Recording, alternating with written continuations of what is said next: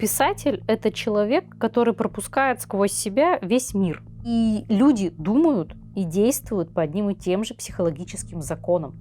И если ты эти законы чувствуешь, ты волей-неволей будешь прогнозировать, как оно пойдет дальше. Поразмышлять о том, как все может быть плохо, это самое любимое дело любого человека. У нас есть власть элит, у нас есть рабы, и они вполне счастливы, потому что не осознают самих себя. Человечество выживет. Может, без нас. Ладно, это можно вырезать. Это как-то очень... Меня зовут Марина, я магистр филологических наук, закончила Пермский государственный гуманитарно-педагогический университет. Я работала в общеобразовательной школе 3 года. Сейчас я репетитор, плюс специалист по связям с общественностью и редактор и корректор. Я очень много читаю с самого раннего детства. Это для меня не просто хобби, а часть моей жизни, причем очень важная. И, собственно, пошла учиться на филолога я по той же причине, потому что я очень люблю читать и не люблю делать что-то еще.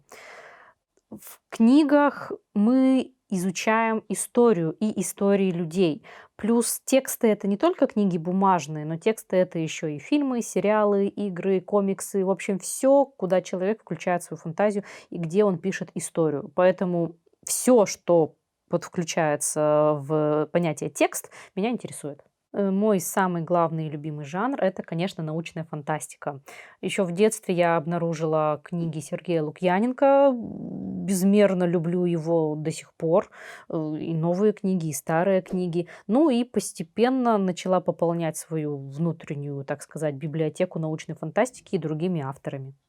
Учитывая, что антиутопия, я бы сказала, что является в каком-то смысле поджанром научной фантастики, ведь и там у нас идет прогнозирование будущего человечества, да, мне нравятся такие произведения. Причем самого разного варианта. И классические антиутопии, и современные, и когда антиутопия является только частью жанра. Все такое. В ВУЗе я занималась научными работами, и моя магистерская называется «Этническое мифоконструирование в текстах и кинотекстах Осокина и Федорченко к постколониальному дискурсу русской культуры».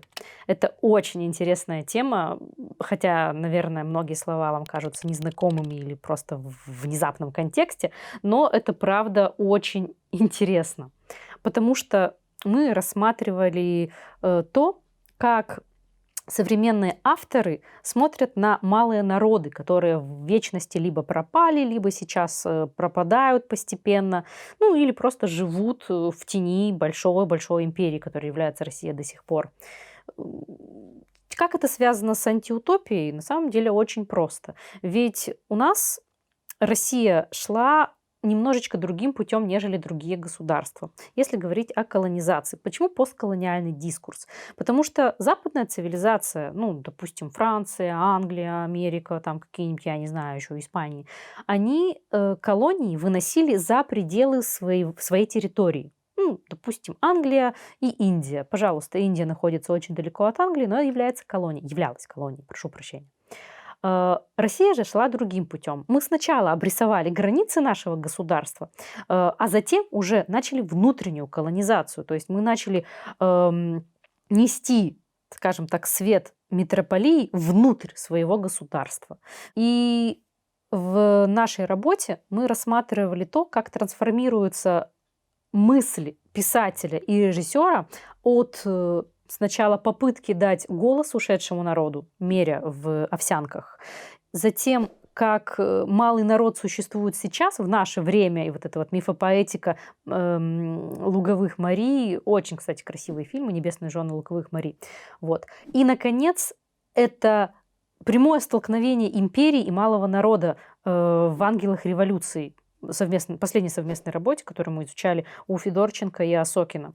Ну и понятное дело, что империя, Советский Союз, и малый народ, немцы, они не могут понять друг друга, потому что то счастье, та утопия, которая несется государством, в его понимании вот этой вот империи, малый народ не примет. Малый народ, который живет по обычаям своих предков, который верит в духов и прочее. Как могут они взаимодействовать? Ну, понятное дело, антиутопично, крахом. Причем обеих систем в каком-то смысле. Вот только немцы живут и здравствуют до сих пор, а Советского Союза больше нет. Прежде чем мы будем говорить об антиутопии, следует понимать, что на отрезке антиутопия есть еще утопия. Потому что все началось на самом деле с идеального общества, о котором мечтал человек, с утопии. Поэтому чуть-чуть расскажу про утопию и почему это так важно, когда мы говорим о жанре антиутопия, который более популярен. Дело в том, что идеальное государство изучалось еще даже в античности. У нас Платон писал свое государство, Аристотель об этом размышлял. И получается, утопия– это мир идеальный. Мир, где государство продумано настолько, что каждый член этого государства счастлив. И вся эта система идеально, незыблемо, вечно. Вообще название жанра от произведения одноименного Томаса Мура, который рассуждал на тему идеального государства. У него был остров, утопия, где он размышлял над идеальным устройством общества. Но это скорее не художественная книга в того времени, а мысль общественного деятеля, мечта об идеальном государстве. Но, понятное дело, у нас в мире вообще нет ничего идеального. И утопии, которые придумывались людьми, очень легко подвергались критике. То есть они не выдерживали критики и разрушались под логичными вопросами. Потому даже до того, как прозвучало впервые слово «антиутопия», мы уже можем найти истоки жанра, допустим, в «Путешествиях Гулливера», когда он в небесный замок Лапута отправился и вдруг обнаружил, что это технократическая антиутопия. Ну, конечно, мы это уже говорим потом, выглядывая из будущего в прошлое.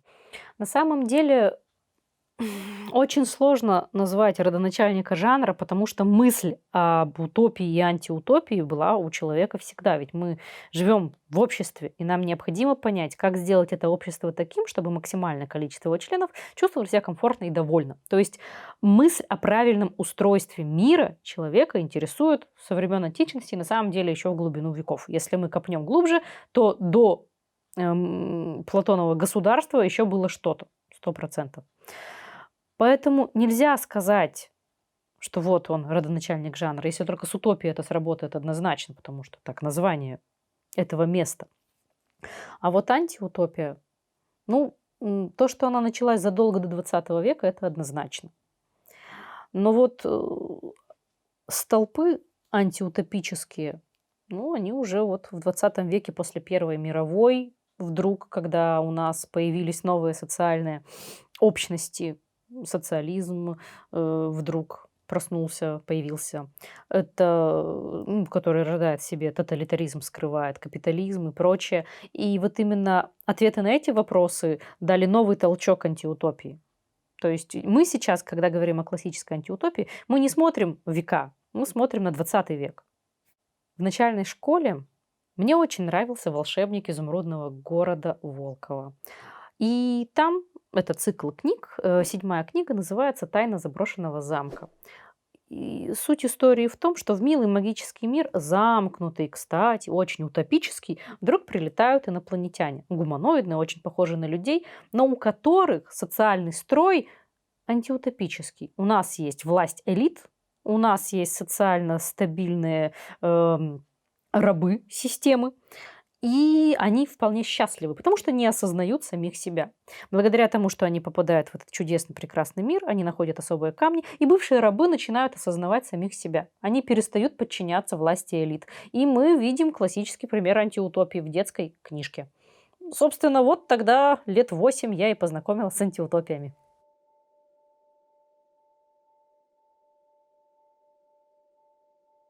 Но бессловесное внедрение рефлексов действует грубо, огульно. С помощью его нельзя сформировать более тонкие и сложные шаблоны поведения. Для этой цели требуются слова, но вдумывание не нужно. Короче, требуется гипнопедия. Величайшая нравоучительная сила всех времен, готовящая к жизни в обществе. Студенты записали это изречение в блокноты, прямехонько, из мудрых уст.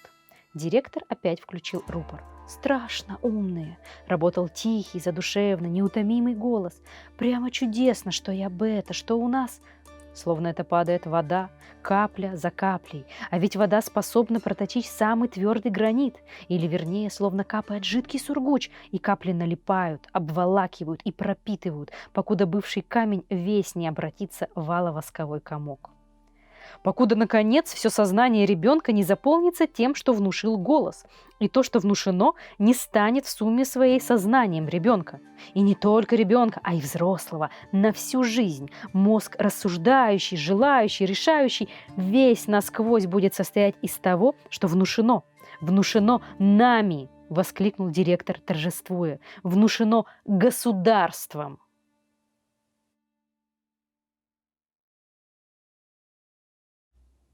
Если говорить о моем личном топе произведений в жанре антиутопия, я начну с книг, конечно же.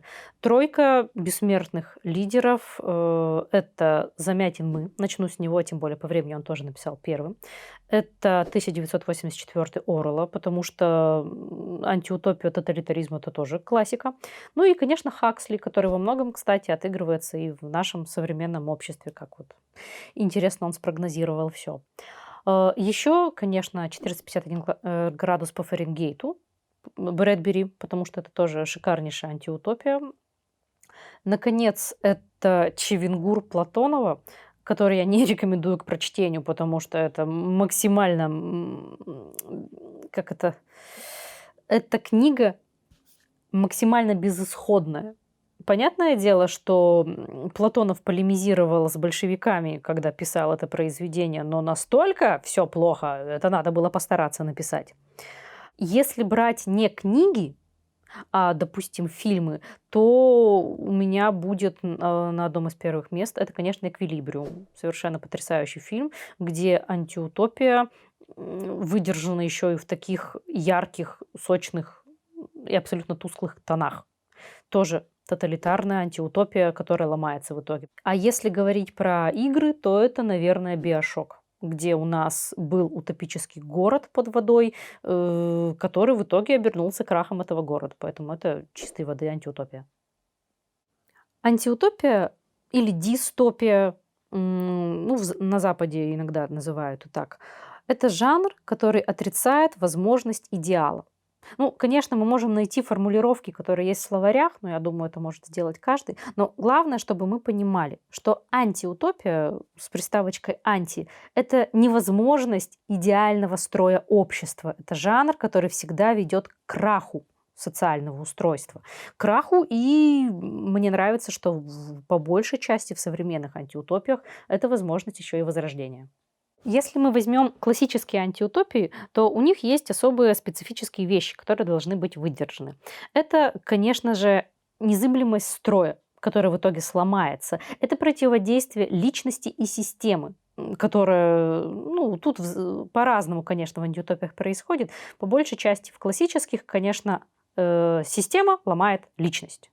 В некоторых современных, ну, потому что у нас все равно идет развитие жанра, личность может сломать систему. Ну, допустим, Ви значит Вендетта, пожалуйста, классический пример. Или там какой-нибудь Эквилибриум, или еще что-нибудь.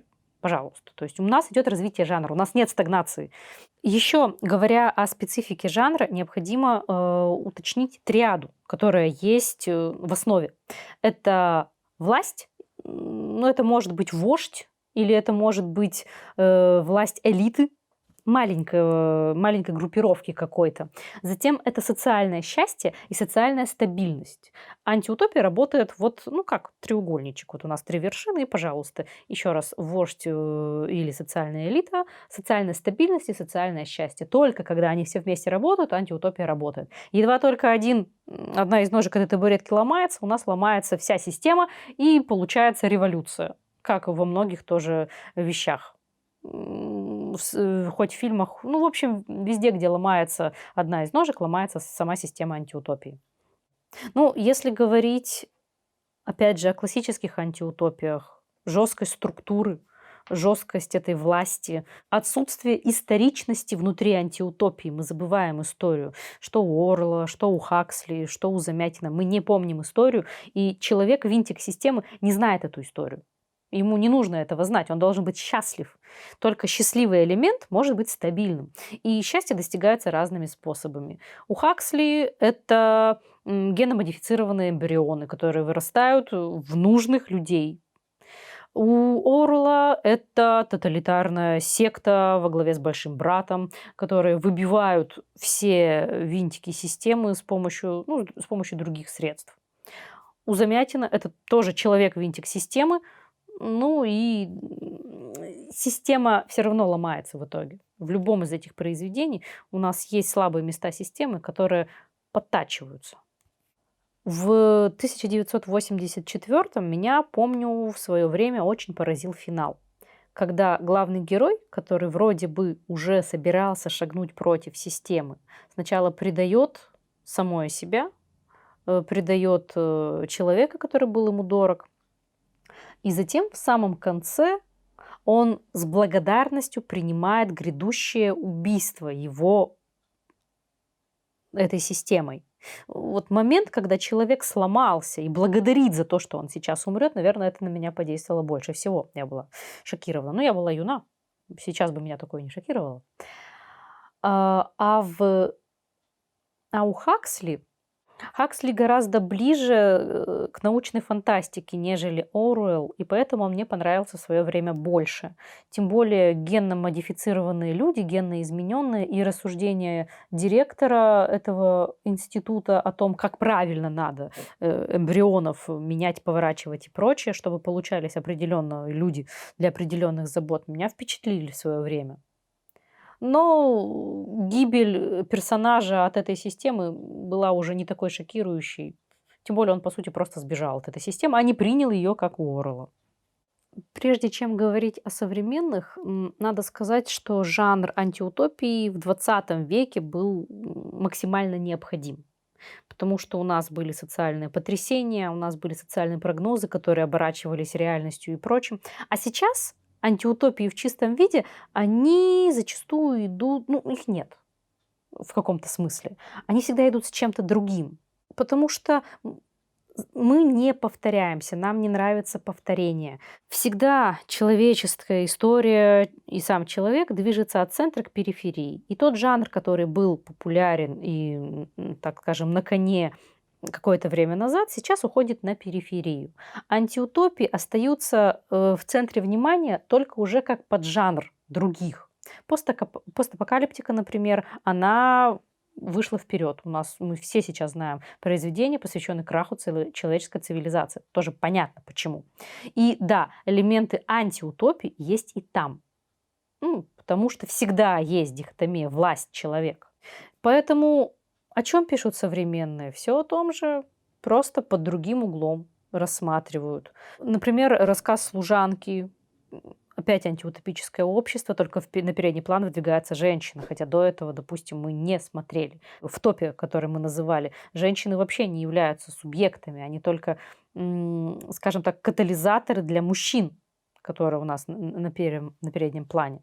А уже в современности, допустим, женщины как персонажи меняются, и вот уже у нас есть та же самая трилогия «Голодные игры», книжная трилогия, ну и фильмы, конечно же, где становится женщина тем, кто бросает вызов системе. Если только вот с этой точки зрения, что мы смотрим с разных углов. Но еще хочется сказать, что сейчас антиутопии, когда пишутся, они более оптимистичны, как ни парадоксально. То есть всегда есть выход. Даже если цивилизация терпит крушение в любой постапокалиптике, где из-за антиутопии в том числе рушится государство, у нас есть шанс, надежда на исцеление человечества. Мне кажется, это яркий показатель жанра. Конечно, есть и произведения, которые остаются безнадежными в плане духовном, в плане того, что все плохо и ничего не меняется. Но в большинстве своем антиутопии сейчас куда оптимистичнее, чем раньше. Современные антиутопии, которые непосредственно мы можем посмотреть, из самых таких, да на самом деле, даже если мы возьмем сериал, экранизация была того же Хаксли, причем видоизмененная. То есть это не просто прямая экранизация произведения, классика. Это уже воплощающая в себе все, что прошел жанр за 20 век и далее. То есть это, скажем так, размышление о антиутопии Хаксли, со временем изменившейся. Книги продолжают писаться, так как западное общество у нас тоже это не утопия, как вдруг внезапно оказалось. И постоянно идет размышление на тему, как же мы к такому пришли и что же в итоге получилось. Трилогия Скотта Вестерфельда «Уроды», допустим, где каждый должен быть гламурным и красивым, и тот, кто не способен с этим справиться, становится парией. Мне очень нравится, как это коррелирует с, допустим, корейским обществом, где там есть специальный район Каннам, где делают пластические операции, и если ты недостаточно красив, ну, ты будешь парией действительно. А если ты красив, то тебе все открыто. И красота вот именно в Корее возведена в культ. Это очень интересно прослеживается. Это в смысле, как реальность коррелирует с книгами. Вот, пожалуйста, тоже антиутопичное. Если говорить про фильмы, ну вот уже не такие, конечно, свеженькие, но вот чистая, в большей степени, конечно, подростковая, это вот трилогия «Голодные игры», это «Эквилибриум», который я называла, это «Ви, значит, Вендетта» по комиксам. Если брать то, как мир рухнул, ну, постапокалиптическое что-то, то, допустим, Horizon Zero Dawn, игра потрясающе это показывает, тем более она показывает как бы и будущее наше, научная фантастика, и прошлое, как все пришло к краху в какой-то момент. Да, господи, даже какой-нибудь Detroit Become Human, это тоже будет антиутопией, потому что у нас есть общество, где есть андроиды, и, конечно, все ломается, и революции, и все такое.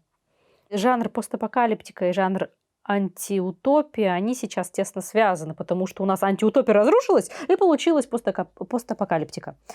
И вот у нас есть The Last of Us, хоть первая, хоть вторая часть, честно говоря, история-то одна. Суть в том, что крушение мира оставило возможность человечеству выжить. Но в каких условиях оно выживает? В маленьких разобщенных сообществах, каждый из которых живет по своим правилам. И учитывая то, что все люди разные, и вот эти вот маленькие сообщества, разобщенные, они все отвратительны.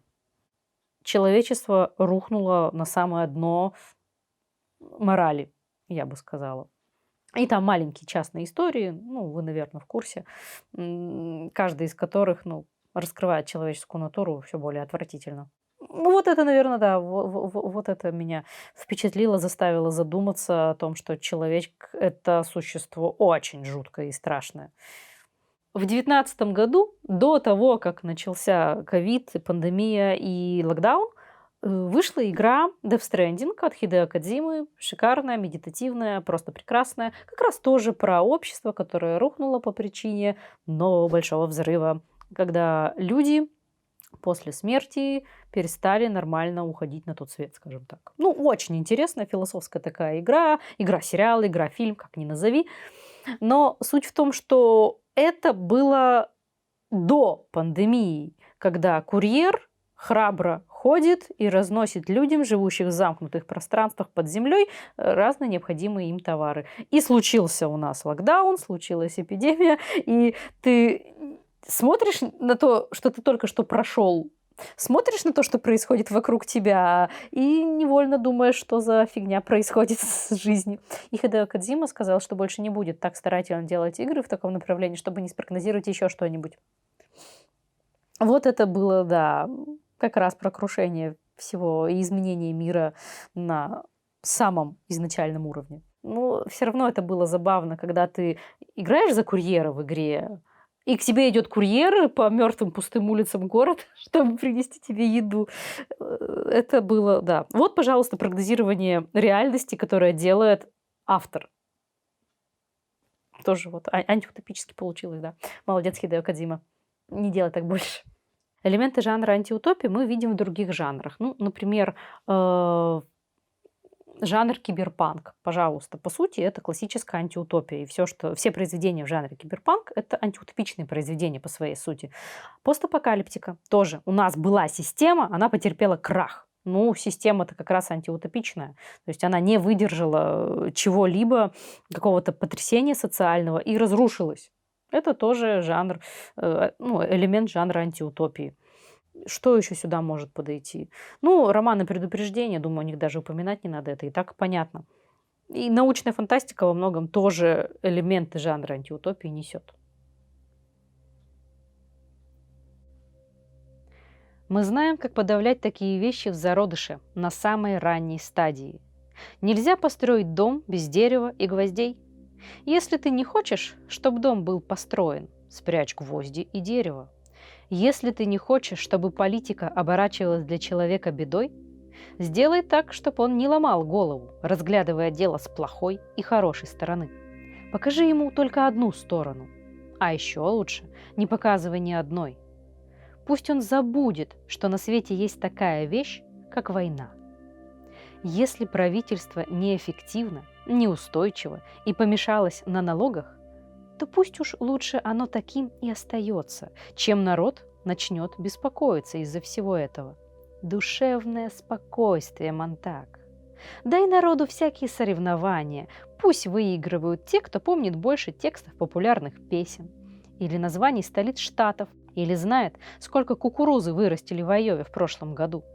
Впихивай в головы людей несгораемую информацию, набивая их под завязку фактами, так, чтобы их распирало от этих проклятых фактов, но чтобы при этом они считали себя блестяще информированными. Они почувствуют, будто они думают. У них возникнет ощущение движения, хотя никакого движения и не будет. И тогда они будут счастливы, потому что те факты, которыми их набили, никогда не меняются. Не давая им такие скользкие материи, как философия или социология, которые увязывают вещи воедино. Это прямой путь к меланхолии. Каждый мужчина, который может разобрать телестену и потом собрать ее, а в наши дни на это способны большинство мужчин, куда счастливее человека, который пытается подойти к Вселенной с логарифмической линейкой, исчислить ее, измерить и выразить в уравнениях, поскольку Вселенную невозможно измерить и исчислить без того, чтобы человек не ощутил при этом своей звериной сущности и одиночества. Я знаю. Я пытался решать эти уравнения, ну их к черту. Так пусть будут клубы и вечеринки, акробаты и фокусники, отчаянные гонщики, реактивные машины, мотоциклетные вертолеты, секс и героин. Пусть будет больше всего, что требует простых автоматических рефлексов. Если спектакль плох, если фильм ни о чем мне не говорит, если пьеса пуста, тогда ужальте меня антенной терминвокса, да так, чтобы звук был громким.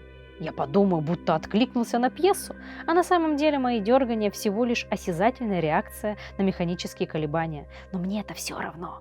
Я просто-напросто люблю ощутимые развлечения. Ну, у нас есть разные варианты антиутопий. У нас есть разные варианты взаимодействия власти и личности. Но всегда сводится к чему? Тебе необходимо, чтобы личность не думала. У нее не было критического мышления. Хаксли, например, делает очень красивенько. Он вмешивается, ну, в смысле, не сам Хаксли, а в его мире вмешиваются в эмбриональное развитие и меняют человека так, как необходимо. То есть у нас есть беты, у нас есть дельты, у нас есть альфы. Они все под разные нужды собраны. Ну, то есть бете никогда не стать альфой. Это вот такие вереницы одинаковых людей, вереницы близнецов, идентичных друг другу, потому что это клоны, по сути. И они, допустим, какие-нибудь дельты, ну там по-разному, конечно, надо смотреть точно произведение, но вот альфы поумнее. Но опять же, они ограничены, и их мало. Бет побольше, дельт еще больше, кто-то совсем почти говорить не умеет и только работают как рабы. И их все устраивает, потому что они на эмбриональном уровне были уже изменены. Вот, пожалуйста. И критическое мышление не может родиться никаким образом, потому что их, во-первых, эмбрионально, во-вторых, воспитали такими. Шоковая терапия для младенцев, мне очень нравится эта сцена в книге, прелесть просто. Ну и дальше продолжается, когда поощряется одно, не поощряется другое. У Оруэлла это, конечно, тотальный контроль, это ломание психики, минутки ненависти, это более грубое, не такое изящное решение, как у Хаксли, возможно, потому и не работает. Какие еще есть элементы контроля? Брэдбери, 451 градус по Фаренгейту. Пожалуйста, мы сожжем все книги, мы заменим их мягкой прожеванной кашицей телешоу. И тоже в рамках этой системы сложно начать обладать критическим мышлением. Если мы возьмем фильмы, допустим, тот же «Эквилибриум», где у нас заблокированы все эмоции, которые не позволяют человеку быть человеком, ну, то есть ты под неусыпным контролем, ты наблюдаешь за другими людьми, и ты делаешь только то, что тебе отведено. Ты вот этот винтик в системе. Формирование общественного мнения идет через доступные каналы, в том числе СМИ, телевидение. Ну вот, 451 градус по Фаренгейту, где книг больше нет, и они запрещены, потому что человек начинает думать, когда читает. Собственно, вот что у нас сейчас тоже работает. Тотальная слежка за людьми, понятное дело, ведется уже давно, и это, в принципе, логично. У нас есть смартфон, который всегда отслеживает, где ты находишься, что ты делаешь, о чем ты говоришь. И самый простой пример – это реклама, которая подстраивается под то, что ты там нечаянно сказал в разговоре, даже когда у тебя интернет был выключен. Вот. Все вот это вот в совокупности и есть инструменты влияния на человека, как на индивидуальность. Мне кажется, антиутопии всегда будут популярны, потому что, во-первых, это жанр, который позволяет пофантазировать о человеке и обществе. Противодействие, противоборство, заключающееся именно в том, что человек не может спокойно жить в обществе, а общество не дает спокойно жить человеку. И поразмышлять о том, как все может быть плохо, это самое любимое дело любого человека. Поэтому самого разного типа антиутопии рождаются до сих пор, интересны людям. Нам нравится смотреть, как человек загнан в рамки, и нам нравится смотреть, как он эти рамки ломает. Потому они так популярны. Вообще надо понимать, что писатель – это человек, который пропускает сквозь себя весь мир. То есть для того, чтобы быть хорошим писателем, мало просто красиво плести слова. Ты анализируешь происходящее вокруг тебя. И люди думают и действуют по одним и тем же психологическим законам. И если ты эти законы чувствуешь, ты волей-неволей будешь прогнозировать, как оно пойдет дальше. Если ты знаешь, как человек поступает в той или иной ситуации, ты, если ты писатель, ты можешь попытаться спрогнозировать, как будет действовать общность людей в той или иной ситуации. И в итоге, как будет действовать, допустим, государство в той или иной ситуации. Человеческое общество – это всегда взаимодействие личностей и государства. Личности и социума, власти и индивидуума, индивидуальности. И элементы антиутопии, если говорить, допустим, про тоталитарную антиутопию, мы в ней пожили. Пожалуйста, у нас был эксперимент большой такой социальный.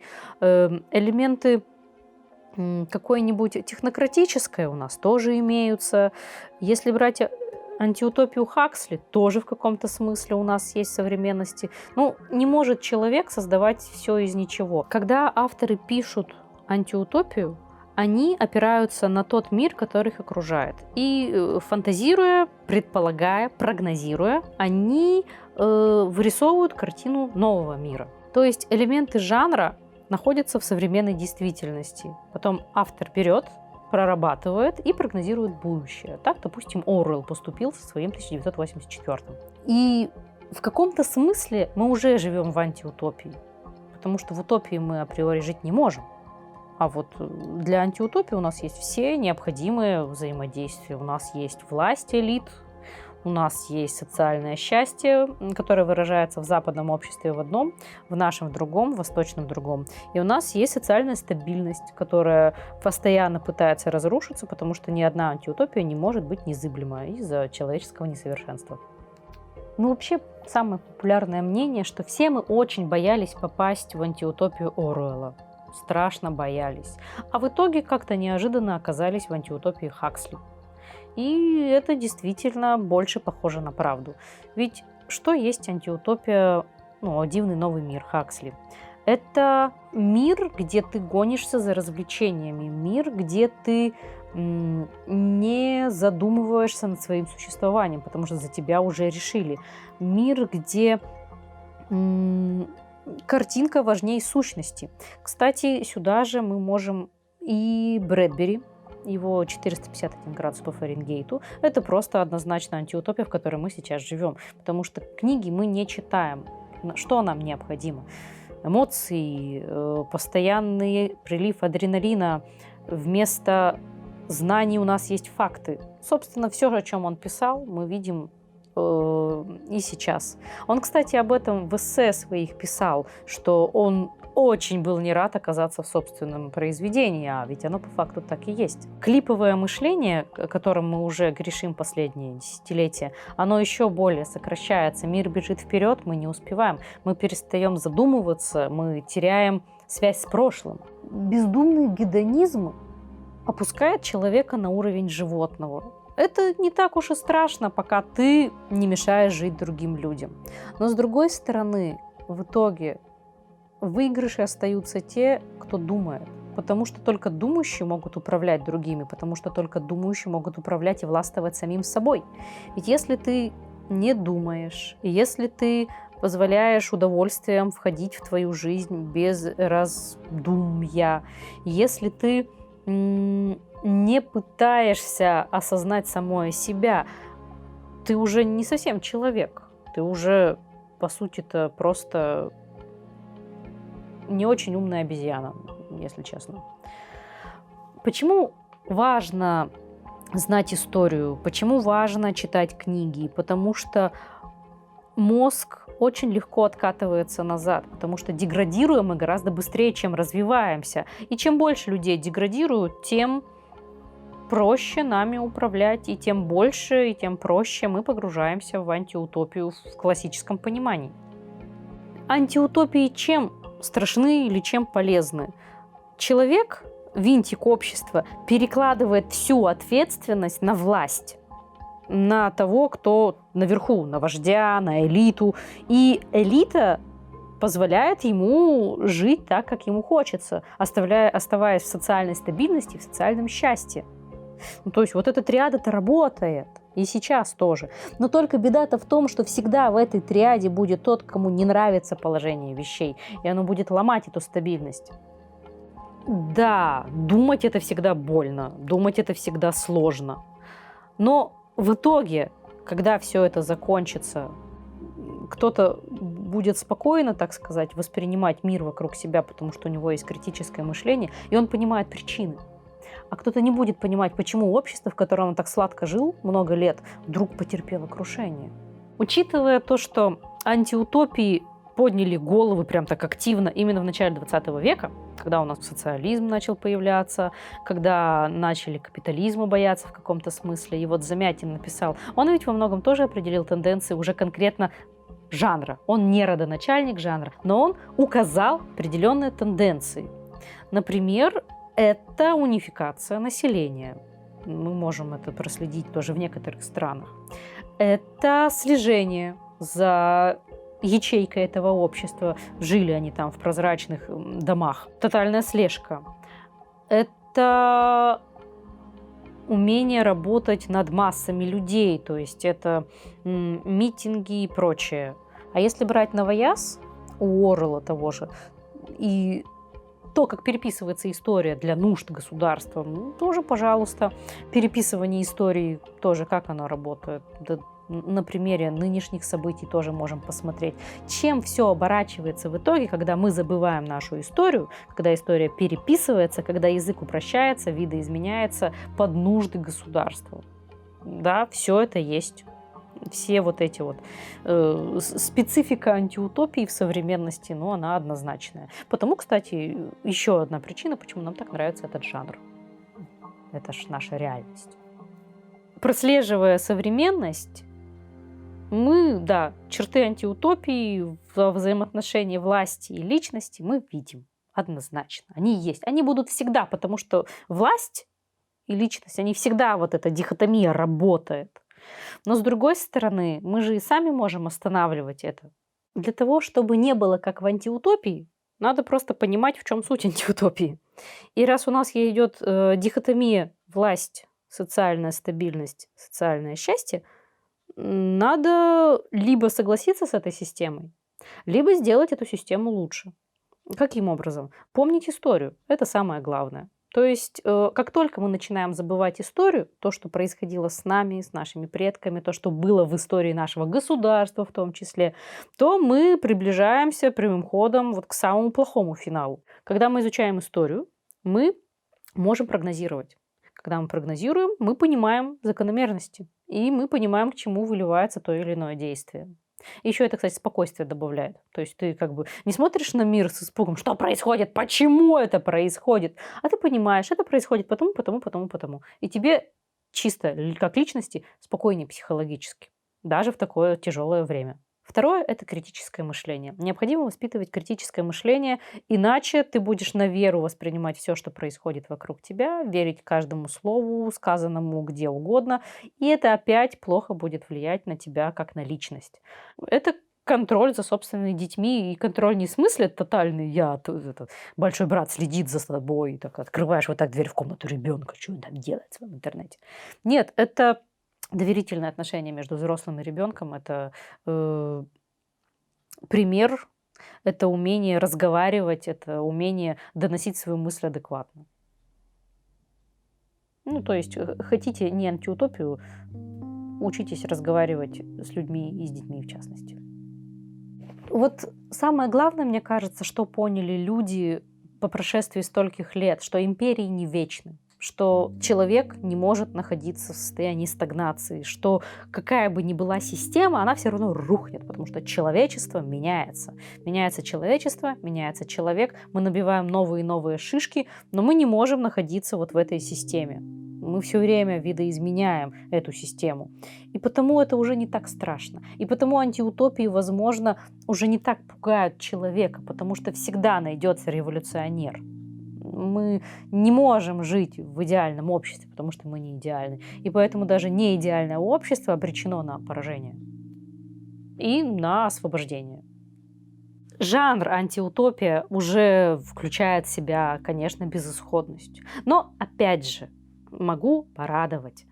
Не может человечество находиться в стагнации. Не может система существовать вечно. Это не в природе человеческой. Всегда система будет ломаться, всегда система будет видоизменяться. Абсолютно всегда. И человечество даже во многочисленных произведениях постапокалиптики находит какой-то выход. Да, срывая ногти, там, в кровь разбивая себе лицо, колени, ноги, теряя там части тела, но мы все равно выкарабкиваемся. Это особенность вида человеческого. И даже во мрачном в чем-то мире антиутопии человечество изменяется, и человечество находит выход. Нет, наш мир не обречен. Даже хотя мы живем в каком-то смысле в антиутопии. Потому что мир наш уже не мир Отелло. Как для Фордов необходима сталь, так для трагедий необходима социальная нестабильность. Теперь же мир стабилен, устойчив. Люди счастливы, они получают все то, что хотят, и не способны хотеть того, чего получить не могут. Они живут в достатке, в безопасности, не знают болезней, не боятся смерти, блаженно не ведают страсти и старости. Им не отравляют жизнь отцы с матерями, нет у них ни жен, ни детей, ни любовей. И стало быть, нет треволнений. Они так сформированы, что практически не могут выйти из рамок положенного.